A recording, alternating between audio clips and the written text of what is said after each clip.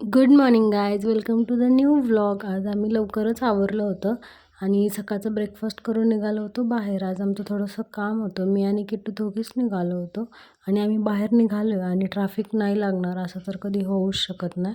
मग तसंच ट्रॅफिकला पार करत करत पोचलो आमच्या डेस्टिनेशनला. तिथं आमचं जे काम होतं ते केलं आणि तिथून निघालो बाहेर. किट्टूला असे फिश भेटले होते, ती खूप खुश होती ते बघून. बाहेर निघालो आम्ही दोघींनी, चीज केक खाल्लं आणि निघालो घरी. घरी पोचल्या मी फ्रेश झाले आणि मी खिचडी भात लावला कुकरला आणि आजचा खिचडी भात अख्खा मसूर टाकून केला होता. खूप छान झाला होता.